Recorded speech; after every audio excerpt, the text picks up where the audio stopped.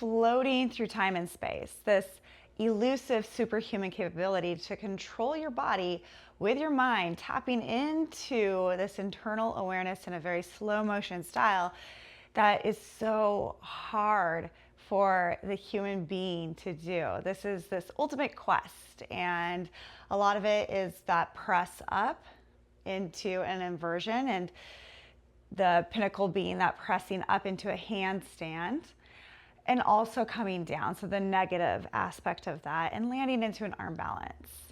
Making it graceful, making it strong, making it seamlessly easy. So how do we get there? How do we tap into the body? How do we get to access those darker corners of the mind and tap into those more dormant areas of the body? Well, there are specific just body mechanic elements to it, and that's nice, right? Because that's practical and it's unambiguous. So we can really say, okay, I have to develop that particular muscle. I have to learn how to control that particular joint, and I need it to have this amount of flexibility to obtain this particular movement. It's nice when we can do that, put it in a category and check off the list of the steps to take to get there. However, this particular movement, it's that elusive goal for a reason, and that is because it's not as simple as a checklist. There's a lot of mental fortitude that's included as well. But I'm going to dance around that with you and for you, that sort of poetic achievement and goal, that poetic way that we look at the mind and body, but also the more practical, the more here's your checklist and let's get her done as well. The big picture practical guide is this. You need to arm balance until arm balancing is a place of rest. Typically we start with crow. Crow is our more approachable arm balance, though it does take equal parts strength and flexibility. You got to get yourself into this tight little ball. But we start to train that flexibility and mobility and strength simultaneously. It's cohesive. This is a symmetrical posture. There's going to be benefits to doing and practicing and creating the ease within asymmetrical arm balances as well. But we're talking about our liftoff point. So crow is where you want to start. And at first, this is going to be really difficult and you won't be able to stay here long.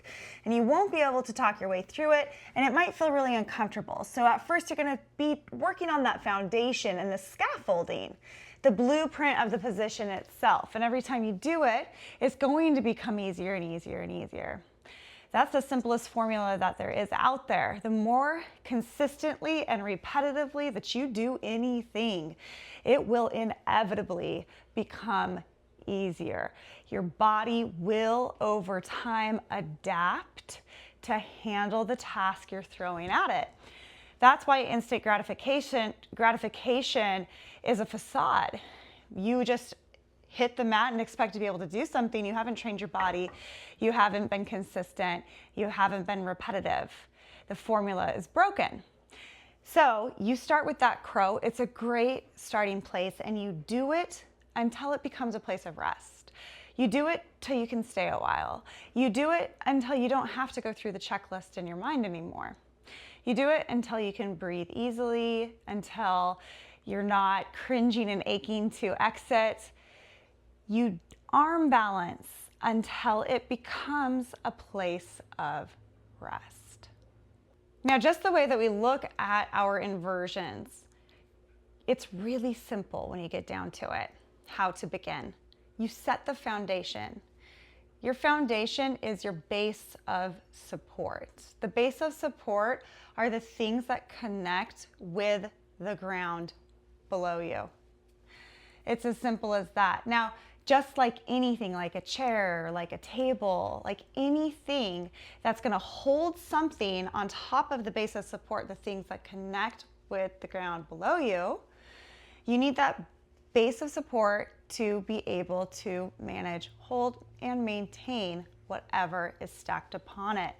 That's going to be our center of mass, the bulk of our body. It's going to be the weight of our body, and it's going to be the way that we spread out our body above the base of support. And that is the simplest scaffolding blueprint formula that there is. There's the base of support, and then there is your center of mass, what you're trying to balance above your base of support. Now, making it all dense and congested might be your tactic, but your tactic could also be spreading it out, spreading out your center of gravity. So there's a couple different ways to look at that depending on what your goal is and what your position, the position you're striving for is. Now, another really important way to look at this is that we are not just rigid pieces of metal with hinges in between. So we have to do the work. There's no screw going straight through. We have to do the work to lengthen, engage, and stabilize in the places necessary to create that blueprint, to create that scaffolding. So it's not just left to put your hands on the ground and your body in the air. There's also all of those connections that we have to implement, that we have to craft. So if it's left to just hands on the ground and then center of mass in the air, there's nothing that's holding these bones in place. They can be as mobile as they want to be unless we enforce the code of action. So what we've learned so far is we need a solid and practical and intelligent design base of support. That's our foundation. We set the foundation. Once you set the foundation, then you can set the table. The table being metaphorically our body mass and our center of gravity and where we need to position it in space to be stable and controlled above our base of support. And we can't just throw our body into position. We have to mold it into position and hold it in position. And we do this with joint positioning. That's why you hear external rotation and things like that, and through stabilization. We also have to connect the dots. So joint positioning, that's going to be how we use the joints, the connection between body parts. Our elbow is the connection between the lower part of our upper limb, the lower part of our arm, and the upper part of our arm. The joint is the connection between segments of body parts or chunks or portions, whatever makes the most sense to you. So this might be a segment of my body, my hand. So my wrist is the connection between the hand and the forearm. The elbow is the connection between the forearm and the upper arm, and so on and so forth. And it can get more complicated, right? Because now to connect the entire upper limb to our torso, yes, we have the glenohumeral joint, this ball and socket joint of the shoulder, but then we also have our scapulothoracic region and the scapulothoracic joint here, and so on and so forth. And we have the vertebrae, which are a bunch of different joints and connections. But the basic understanding needs to be that these are separate chunks of the body that we piece together with each joint. And so taking the correct positioning of these segments so that the joint can hold it responsibly, and having the right enforcement, the right stabilization, means that we're activating the muscles of each segment. Sometimes it means that we are activating ligaments that don't even attach to muscles, right? Tendons attach bone to muscle. Ligaments attach bone to bone. But ligamentotaxis is this way of positioning joints so that you're utilizing the ligaments to create extra structure and scaffolding and security. But let's rewind. It doesn't have to be so complicated. Again, base of support, your center of mass. Where's the correct way and place to position the bulk of your body above your efficient base of support The joints need to be connect the dots that put the portions and segments together, and then we need to activate the proper muscles to hold it all in place, to keep it there. So it's not just bones folding to the ground. It's that simple. And then how do you condition, because that's the next step, you have to condition your body to be able to handle the demands we're asking of it, and then to increase its capabilities with time. How do we do that? Consistency and repetition. And just out of reach goals. Just out of reach goals. You don't want them so high that they seem so far-fetched that you give it one try and you can't possibly see the connection of how you now could ever get there. You want them just out of reach so that, yes, I can see it. I can almost touch it. I can almost feel it. I know if I continue, I know that if I work a little harder, that I show up a little bit more, that I do it more repetitiously and consistently, then I will get that. And once you get that, once you grasp that, then you move it a little bit out of reach. This is the optimal stress zone. This is the optimal distance to be striving for, to be reaching for. Within grasp, you're already there. That's unnecessary. Below grasp, we're not trying to go backwards, slightly out of grasp. That's what we're shooting for, because we can see it, we can gauge it, we can work towards it. So far out of grasp, we can't even see it anymore. We've lost our path. We've lost our steps. We've also lost our motivation.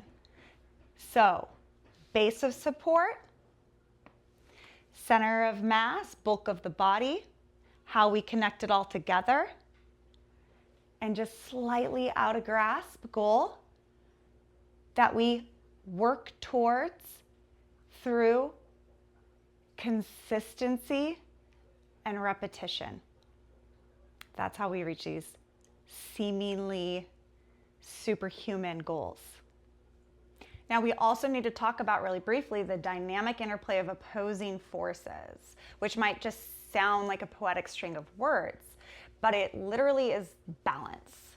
It's how we operate throughout our entire day in our lives. It's how we stand, it's how we walk, it's how we do anything. We are always opposing forces. When you push and hold your body against the ground, you're opposing the resistance of the floor, you're opposing gravity. You push against it to resist it. You push against it to work with it. And these elements exist all around us in every single form you can possibly think of, because everything exists with an opposite. And a lot of times the opposites aren't so different. They're actually what makes the other one exist. Just like a teeter-totter. Even though one side of the board is up and one side of the board is down, that board is connected. It's the same. So these opposites were never separate. They were never different. They were always influencing one another. For the up part to go down, we need the down part to go up. And they work together like that. That's just everything. So to hold a push-up, we have to be pressing against the thing we're trying to oppose. And if you can imagine being in Warrior 3, for example, we're pressing against the floor to lift our body up into the air. We're reaching through the crown of the head. As we reach the other foot backwards, we have all of these opposing actions and forces that make our goal reachable, that make our goal possible.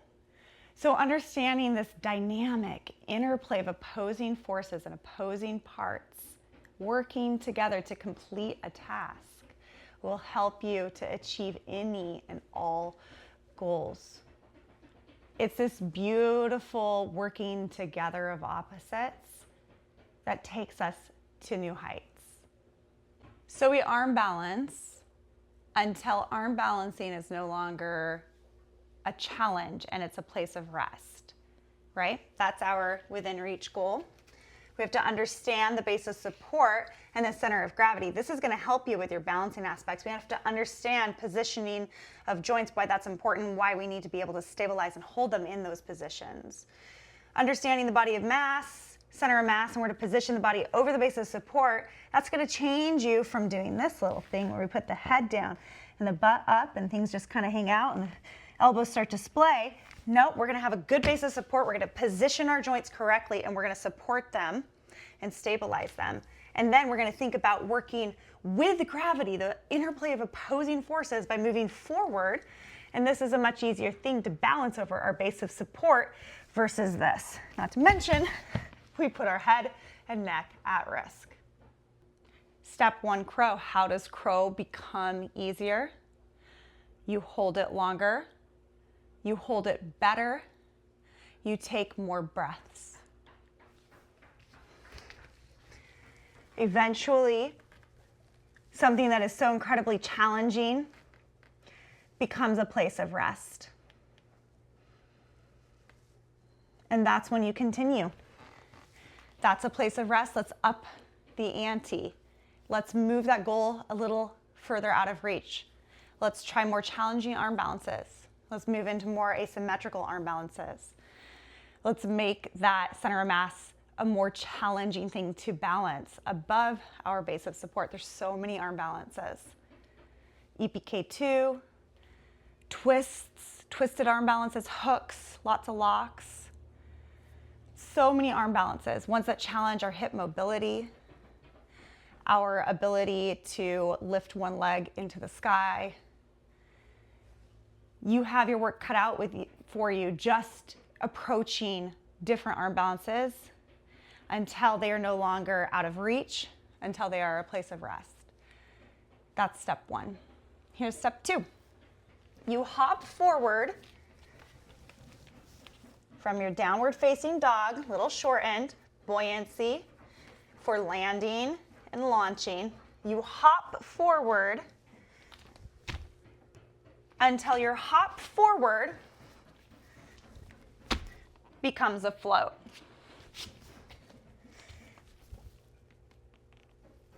You hop forward until your hop forward becomes a float, and we can reverse that as well. We can hop back until our hop back becomes less of a hop and more of a float. And over time, consistency and repetition, it slows down a little more and a little more. And those hops and those jumps become more of a float. Here's the evolution from arm balance to hopping forward, hopping back, and having it become more of a float. That base of support and your center of mass, we're now moving it through space. It's no longer static. Now it is dynamic. So we have to figure out all those tiny little moments, just like an old movie, and have each little film after film after film that together makes a movement. We have to figure that out. We have to carve that out. We have to make all of those little film strips one fluid movie. And it's totally possible. And this is how. You don't reach for something that's out of sight. You reach for something that's just out of reach. So you can't start with the float. You have to start with the arm balance. And then progress there. And how you progress there? Consistency and repetition. And then when you get there, you hop until you float. Just like you arm balance until it becomes a place of rest, you hop and you jump until it becomes a float. And once again, it's the same formula. Your body will work to develop what it needs to reach the demand you're asking of it, but it has to be just out of reach. It can't be so far beyond that the body can't even begin to work towards it. It doesn't even know what path to take. It's so far away, it doesn't know if that trail takes it in the opposite direction or not. So it just has to be slightly out of reach, and then consistency and repetition and understanding your base of support and your center of mass. The difference between the arm balance and the hop to float is the difference between static, staying in one position, and dynamic, moving. Meaning that we have to micromanage all those little tiny little steps along the way, and that change to the formula of base of support and center of mass, because it's going to consistently change, and we have to be there micromanaging its journey. Once you have arm balanced until it becomes a place of rest and progress through different arm balances. Once you have hopped and jumped until it becomes a float, then we just take that float up a notch and make it a negative. You're already kind of doing a negative as you come down and you catch your balance by controlling that dynamic center of mass with the base of support. So you're already beginning stage 3, which is negatives. Lower until you can lower like a float. If you're lower, if I can propel myself into a handstand and I can lower, but it comes down like this, that's like your hop or your jump forward. So lower until you can decelerate down. Decelerate is your negative, your controlled, slow motion negative. So lower until you can decelerate down. And there will be a progression to that. It will become less and less abrasive. It will need less and less shock absorption. It will become slower and slower and slower as your body builds to meet the demands you're asking of it that are just slightly out of reach. Now, anything I show you on this mat, know that you can use props to assist you if you can't do it freestanding yet. We can do negatives at the wall. We can use blocks and bolsters and pillows for our arm balances. I know that there can be some controversy with using walls and props, but in this idea, in this theory, however we can bring the mind closer to the goal that's slightly out of reach, the more that it now can communicate to work towards that goal. So don't think of these things as taking away the work, but think of these things as helping your mind gauge what it needs to do to achieve the next slightly out of reach goal. Know that all of these things, arm balancing, progressing through the arm balances until they become a place of rest, jumping and hopping until it becomes a float, lowering until it becomes a deceleration. All of these things will fill up your years.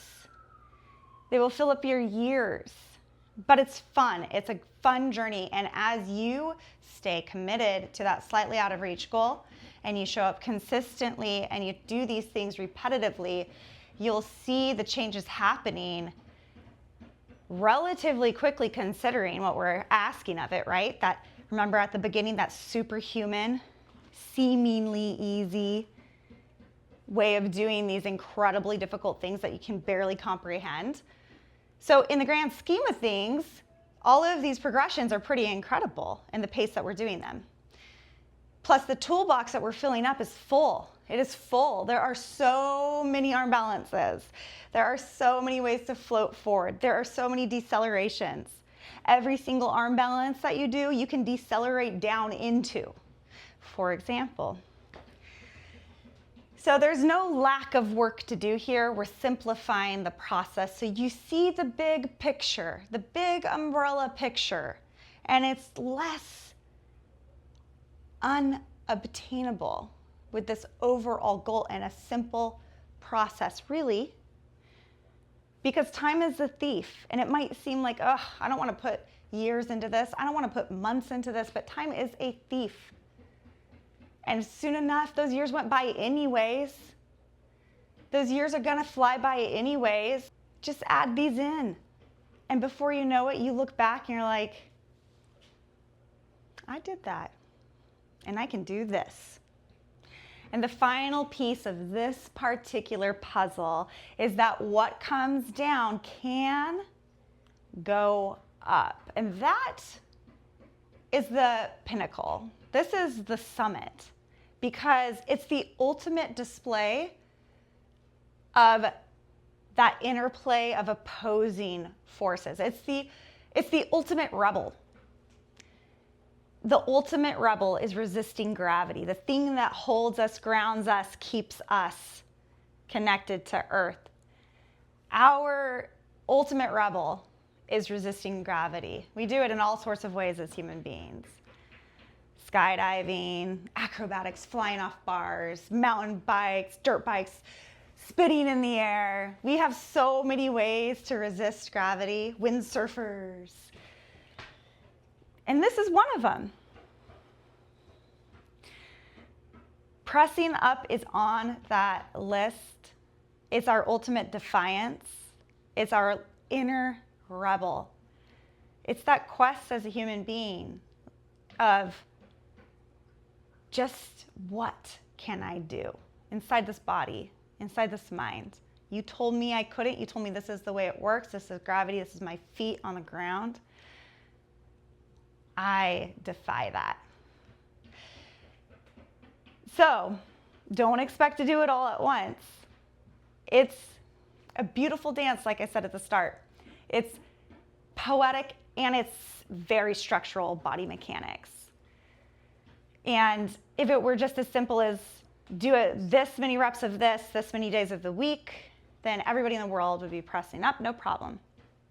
But the beautiful, challenging, rebellious thing about pressing up is the mental fortitude and getting into dark corners and tapping into dormant areas of the body.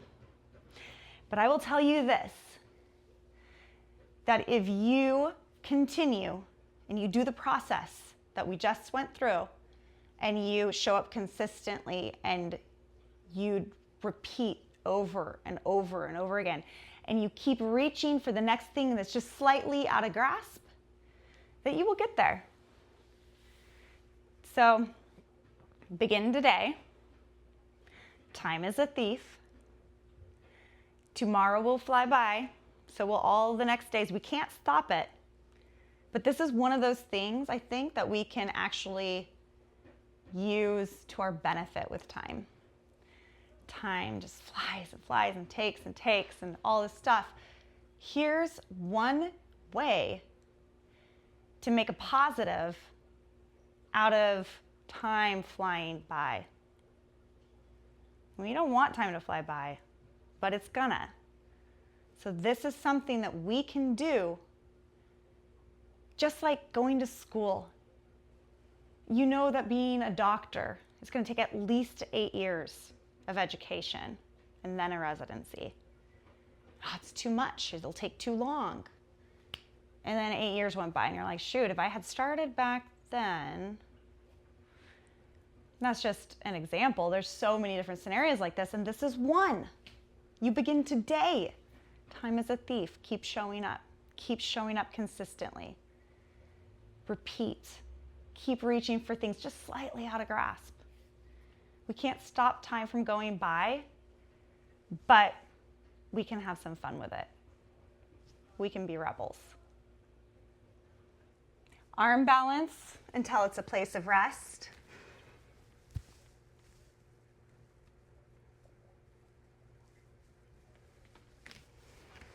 Hop and jump until you can float.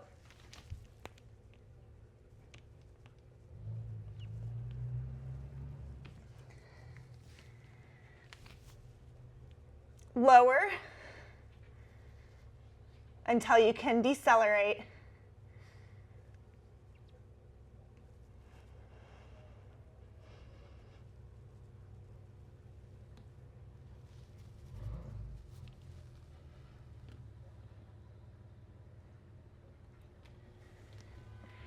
And what goes down can go up.